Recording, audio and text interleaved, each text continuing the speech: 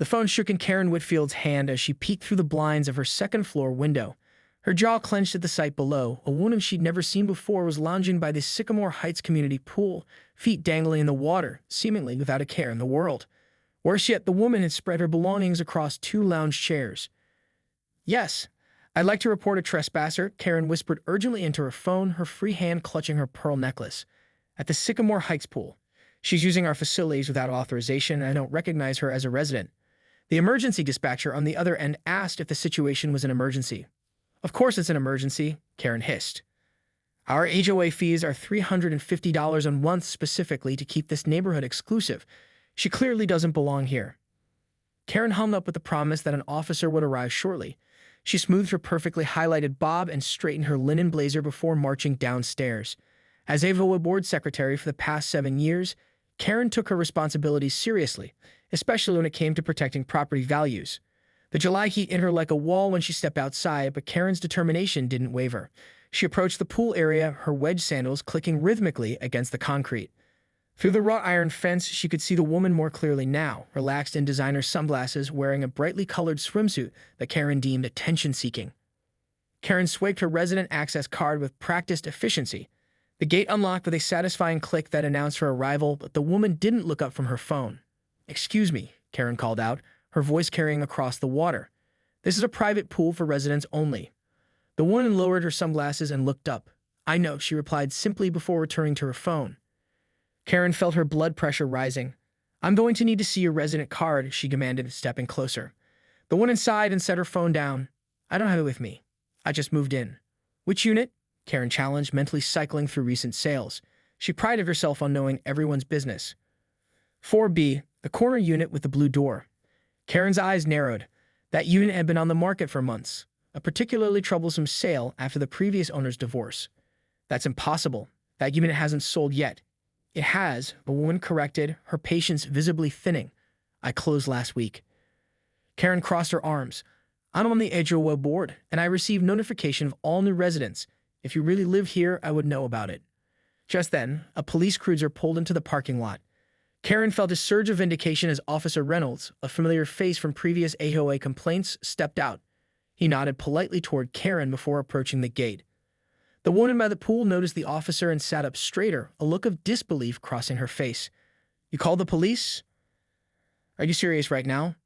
"Ma'am," Officer Reynolds began as he entered the pool area, "we received a call about unauthorized use of private property."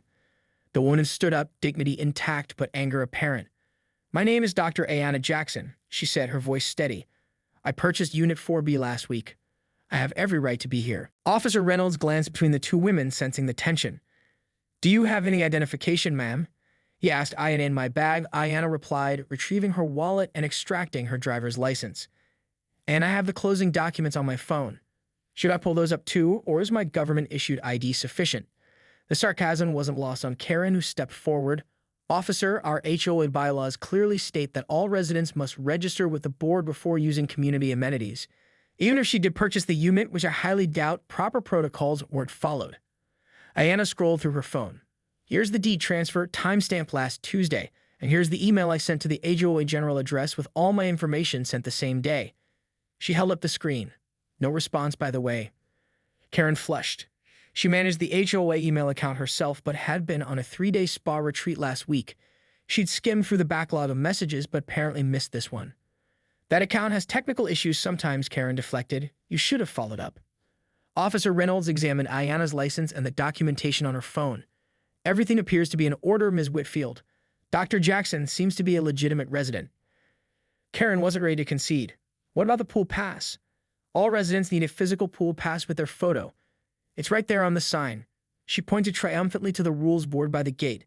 Ayanna exhaled slowly. "As I explained, I just moved in." The welcome packet said pool passes would be issued at the next board meeting. "Unless you'd like to issue mine now?" Karen's mouth tightened into a thin line. She hadn't expected this woman to be so well-versed in their procedures.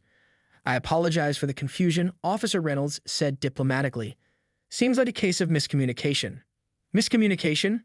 Ayanna laughed without humor. "Is that what we're calling it?" Karen bristled. "What exactly are you implying?" "I'm not implying anything. I'm stating that in my first week here, I've been reported to the police for using a pool that I have every right to use. A few other residents had gathered by the fence drawn by the police presence. Karen felt their eyes on her and straightened her posture defensively. The HOA has a responsibility to maintain security, she insisted. You could have been anyone. Yet somehow, I'm the only one you've called the police on today, Ayanna observed, looking pointedly at an older couple lounging across the pool whom Karen had barely noticed. I wonder what made me stand out. Heat crept up Karen's neck that had nothing to do with the summer temperature. This isn't about I would have questioned anyone I didn't recognize. Officer Reynolds cleared his throat. If there's nothing else, I should be going. Real emergencies to attend to. His tone carried a gentle reprimand. As he left, an uncomfortable silence fell over the pool area. The watching neighbors whispered among themselves. Karen recognized Diane from Unit 7A, who served on the landscaping committee and whose expression now held unmistakable disapproval. Well, Karen said stiffly, now that we established you're a resident, I should inform you about our next board meeting. We meet the first Thursday of each month. As a new homeowner, you might want to attend. Oh, I'll be there, Ayanna assured her, settling back onto her lounge chair. I'm actually looking forward to getting involved in the community. Something in her tone made Karen uneasy. She nodded curtly and turned to leave, anxiety building with each step. The HOA president, Richard Simmons, would need to hear about this incident, her version of it, of course. She presented it as a simple misunderstanding, a security precaution any responsible board member would have taken. But as Karen exited through the gate, she caught a snippet of conversation from the neighbors still watching. That's the new cardiologist from Memorial Hospital, someone whispered. Can you believe Karen called the cops on her? Karen spent the remainder of the afternoon in agitation, checking her phone obsessively for messages from Richard. By evening, her inbox remained empty, but her neighborhood Facebook group was buzzing. Someone had posted about the pool incident, though thankfully without naming her directly. The comments ranged from concern to outrage, with several residents expressing embarrassment about how our community represented itself today. She poured herself a generous glass of Chardonnay and tried to focus on preparing for tomorrow's charity committee meeting. The doorbell's chime made her jump, sloshing wine onto her carefully organized agenda notes. Through the peephole, she saw Richard Simmons, not all the imposing figure his name might suggest, but rather a mild-mannered retiree with perpetually windswept gray hair. Karen smoothed her blouse and opened the door. Richard, what a surprise. I was just about to call you. Were you? His usually friendly expression was somber. Mind if I come in? We need to discuss what happened today. Karen led him to her immaculate living room, decorated in what she called tasteful neutrals, and what her ex-husband had called beige purgatory, before moving to his bachelor pad downtown. I've received 17 calls and 23 text messages, Richard began without preamble. All about you calling the police on our newest resident. I was performing my duties, Karen defended. An unidentified person was using our facilities, the security of our community. Richard held up his hand. Karen, Dr. Jackson is the new head of cardiology at Memorial. Her brother is State Senator Marcus Jackson. The hospital administrator, who happens to be my golf partner, personally recommended Sycamore Heights to her. Each revelation hit Karen like a physical blow. She made a terrible miscalculation. How was I supposed to know who she was? Karen asked, her voice rising. She didn't have proper identification. She had her driver's license and proof of residence, Richard countered. And she'd sent proper notification to the HOA email, which you manage. I was at Canyon Creek Spa. You knew that. Which is why we have an auto-reply directing urgent matters to my email. Richard sighed. Karen, I'm trying to contain this situation, but it's difficult. Several board members are concerned about potential legal ramifications. The wine turned sour in Karen's stomach. Legal ramifications? That's absurd. I was following protocol. Protocol doesn't include calling police on residents using their own pool. Especially not, Richard trailed off. Especially not what? Karen challenged, though she knew exactly what he was implying. Richard adjusted his glasses uncomfortably. Several residents have suggested your actions were discriminatory in nature. That's ridiculous. I would have questioned anyone I didn't recognize. Would you have called the police on the Anderson's college-age son and his friends who were here last weekend? They were much louder than Dr. Jackson. Karen fell silent. She hadn't even noticed them. The board is meeting tomorrow night, Richard continued. Special session. We need to discuss how to make this right. Make what right? Following security procedures. Karen. Richard's voice hardened. Dr. Jackson was humiliated in her new community, on her first week here, while simply existing in a space she has every right to be in. After Richard left, Karen paced her kitchen, anger and indignation churning inside her. She dedicated years to this community. Who did this newcomer think she was, waltzing in and causing such disruption? Her phone buzzed with a text from Diane. Have you seen the petition? Karen's fingers trembled as she opened the link, a community petition already signed by 43 residents calling for her immediate removal from the HOA board for behavior inconsistent with community values. The description mentioned creating a welcoming environment for all homeowners. The emphasis wasn't subtle. Neither was the fact that Diane, her supposed friend, had not only signed it but appeared to have created it. Karen sank into a chair, her carefully constructed world beginning to crumble around her. Sleep eluded Karen that night. Each time she drifted off, she'd jerk awake with a new mortifying detail of the day's events playing through her mind. By morning, she convinced herself she was the victim of a gross misunderstanding, a dedicated community servant being vilified for doing her job.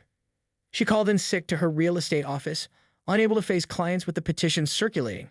Instead, she spent the morning drafting and redrafting an email to the board, defending her actions as procedurally appropriate and without prejudice. After the 5th revision, she finally hit send, then immediately regretted her wording. Her doorbell rang at precisely noon. Expecting Richard again, Karen was surprised to find Maureen Griffith on her doorstep. As the board's vice president and longest-serving member, Maureen carried significant influence in the community. I'm making the rounds, Maureen explained, stepping in without waiting for an invitation. Damage control. I'm glad someone understands the situation, Karen said, relieved. The way everyone's reacting is completely, not for you, Maureen interrupted. For the community. We have several potential buyers touring this weekend, and the last thing we need is for them to Google Sycamore Heights and find news stories about discriminatory practices. Karen blanched. News stories? Surely this hasn't reached. Not yet, Maureen said grimly, but Dr. Jackson's brother is a state senator with a significant social media following, and she herself is something of a local celebrity after pioneering that new cardiac procedure last year. Karen felt the floor shift beneath her. She had no idea. The board meeting tonight is your opportunity to make this right, Maureen continued, inspecting her manicure. I've convinced everyone to give you a chance to apologize before we vote on the petition. Apologize? Karen sputtered. For doing my job? Maureen's gaze sharpened. Your job was to welcome new residents, not humiliate them. And let's be clear, if you bothered checking the email before calling the police, we wouldn't be having this conversation. I was on vacation. Then you should have set up proper coverage. Maureen sighed. Karen, we've been friends for a long time. I'm trying to give you a way out that doesn't end with your name in the papers. After Maureen left, Karen went through her emails meticulously. There it was, Dr. Ayanna Jackson's detailed introduction, including her closing date, moving schedule, and an impressive biography. She'd even attached a photo of herself to expedite the pool pass process. Karen's stomach twisted. Had she really missed this, or had she subconsciously glossed over it? She didn't consider herself prejudiced. She'd voted for Obama, for heaven's sake.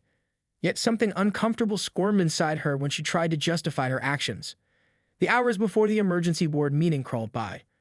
Karen changed outfits 4 times, finally settling on a conservative navy dress that projected seriousness without seeming defensive. The community room was packed when she arrived. Usually, board meetings attracted maybe 5 or 6 residents. Tonight, nearly 60 people filled the chairs, with more standing along the walls. The low hum of conversation died as she entered, replaced by a palpable tension. Karen spotted Dr. Jackson immediately, seated in the front row beside Richard. Unlike Karen, who felt disheveled despite her careful preparation, Ayanna looked perfectly composed in a professional pantsuit, her expression impassive. Now that we're all here, Richard began after Karen took her seat at the board table. I call this emergency session to order.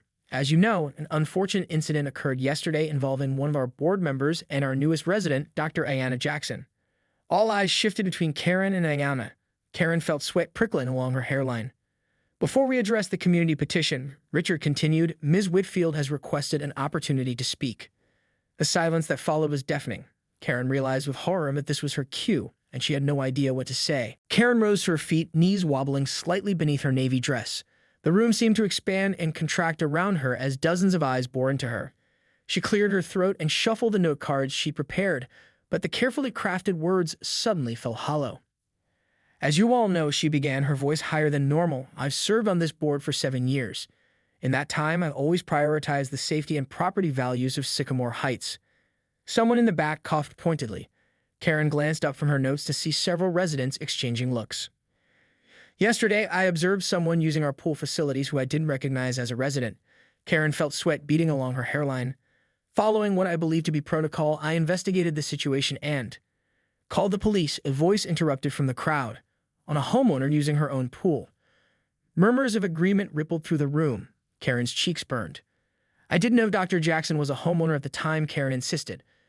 There was a miscommunication regarding her residency status, and I was simply trying to protect our community. Richard leaned toward his microphone. Karen, the petition specifically addresses concerns that your actions were selective enforcement at best and discriminatory at worst. Would you care to address that aspect? Karen felt trapped. Deny any prejudice and appear defensive, or admit to unconscious bias and confirm everyone's suspicions? I wouldn't have questioned anyone I didn't recognize, she said finally. This had nothing to do with Dr. Jackson's background. The uncomfortable silence that followed told Karen she'd made a misstep. She looked directly at Ayanna for the first time since entering the room. The doctor's expression remained neutral, but her eyes were laser-focused, studying Karen with clinical detachment. If I may, Ayanna said, standing gracefully. Richard nodded and gestured for her to continue. I've lived in 6 different communities throughout my career, Ayanna began, her voice calm and measured. In 3 of them, I was questioned about my presence in common areas within the first month. In 2, security was called. Yesterday was my first experience having the police summoned. She paused, allowing her words to settle over the room. What concerns me isn't just Ms. Whitfield's actions, but the system that emboldened her to take them. The same system that has her defending those actions rather than recognizing their impact.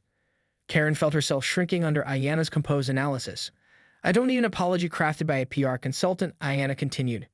What this community needs is acknowledgement, accountability, and change. The room erupted in applause. Karen remained standing, mortified and uncertain, as Ayanna returned to her seat with quiet dignity. When the noise died down, Karen abandoned her note cards entirely. She faltered and steadied herself. The truth is, I didn't check the email properly before acting. I made assumptions I shouldn't have made. And while I didn't intend harm, I caused it anyway. The words felt like broken glass in her throat. For that, I am truly sorry, Dr. Jackson. She paused, then added, and I think perhaps it's best if I step down from the board effective immediately. The tension in the room shifted. This wasn't the defiant Karen they'd expected. Richard exchanged glances with other board members. That won't be necessary just yet, Richard said carefully. But I propose we table the petition and instead focus on constructive solutions. Perhaps Dr. Jackson would consider joining our diversity and inclusion committee. Ayanna raised an eyebrow. You have a diversity and inclusion committee? We will as of tonight, Maureen interjected smoothly. With your expertise, of course. Karen remained standing, aware she was witnessing a masterclass in damage control. The conversation had shifted from her removal to community improvement, with Ayanna skillfully positioned at its center.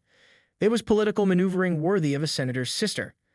Actually, Ayanna said thoughtfully, I'd be more interested in joining the board itself. The election is next month, correct?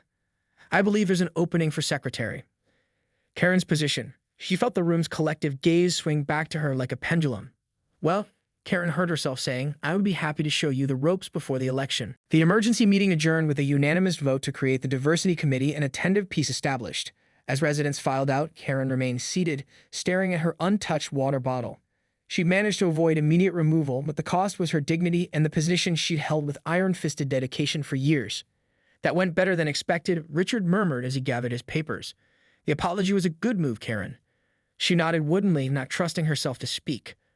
Across the room, Ayanna was surrounded by residents introducing themselves, each one more enthusiastic than the last.